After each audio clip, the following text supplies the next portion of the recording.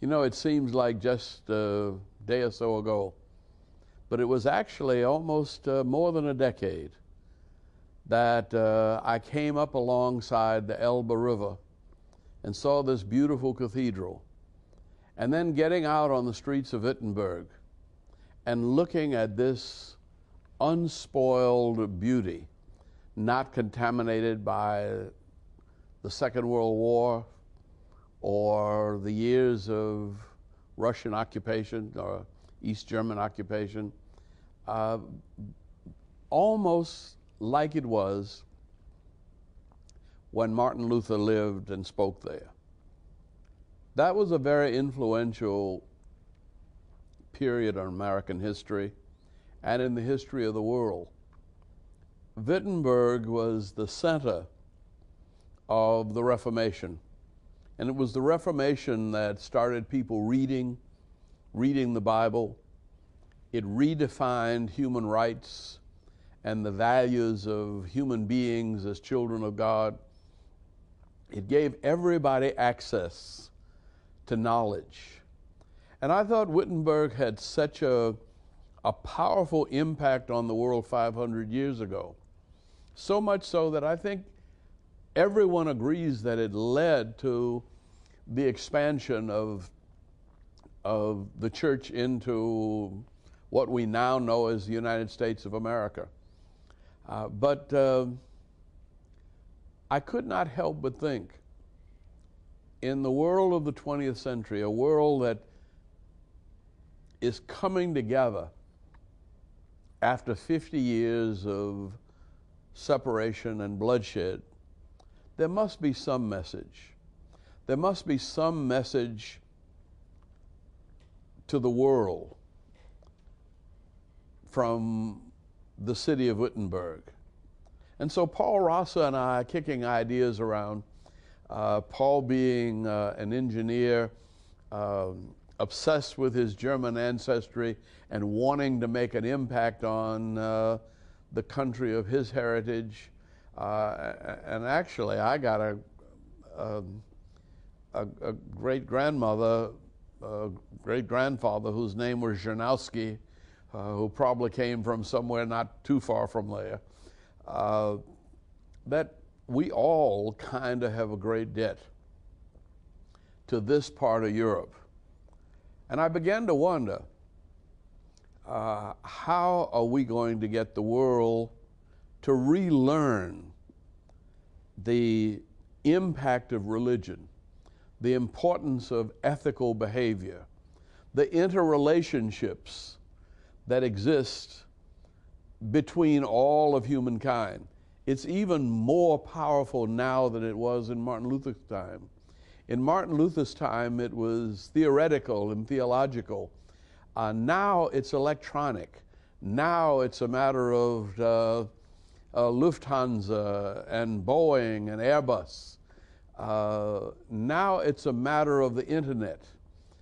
We are one global community, and all of us have access to the knowledge and experience of everybody else, but there's no place where that could be brought together.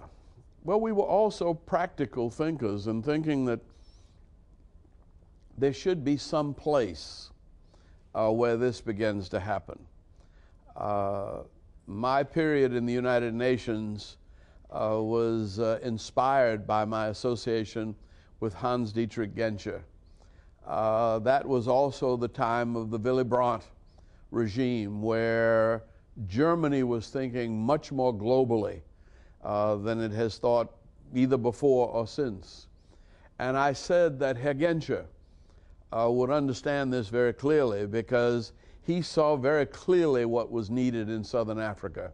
And he was willing to hold the Afrikaners to task for ending apartheid. And he was willing to work with us in the United States and England and Africa. And there was a sense of the brotherhood of man and the global responsibility that came with this new world. And that was the birthplace, the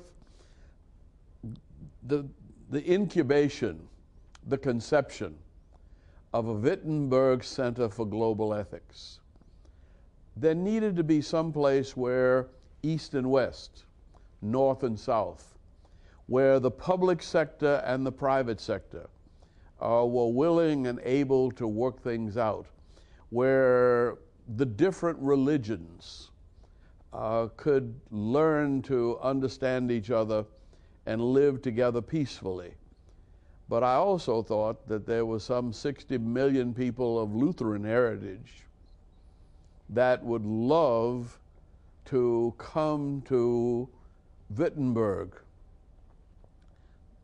the site of the origin of their faith, and that somehow out of this we would not only preserve the heritage of Martin Luther and the people of Wittenberg, but we would redefine and re-express those values for the 21st century and beyond. And so you've done a marvelous job there in a little more than a decade. There has been a coming together of the public sector and the private sector.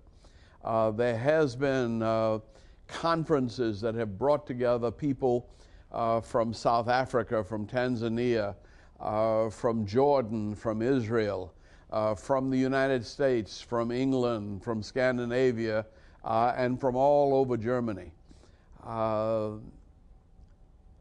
We will one day look back upon this time, I think, as the beginning of something very new and special for the world.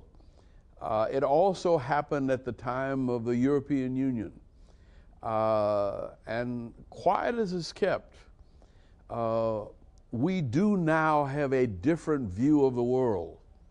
And we do think differently about problems than we did even in 1992 when this wall came down and made it possible for us to begin to live and work together as brothers and sisters. I wish I could be there with you. I am there with you in spirit. I've been inspired by the work that you have done, the scholars, the political leaders, the coming together of the corporate community, something that I come to call public purpose capitalism, where we define the public purpose and where government maybe sets out the framework, but where the private sector just takes over and finances it and manages it and markets it. There's so many ideas that are needed. There's so many problems that we can solve. But as the Chinese say, the same character for problem is a character for opportunity. And I look upon your work there as an opportunity to make the world a better place. And it's been my privilege to have some small association, and I hope to have more, and I hope to be more involved with you, because you are in the process of changing the world. It may be one person at a time, one country at a time, but after all, it was only one idea at a time. The idea that all men and women could read the Bible for themselves, that changed the world once and for all. How much more powerful are ideas in this day and age when we have an internet and we have the global capacity to finance and develop almost anything we can conceive. If we can conceive it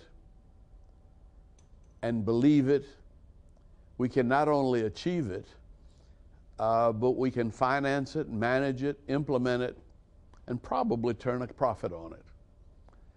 God bless you.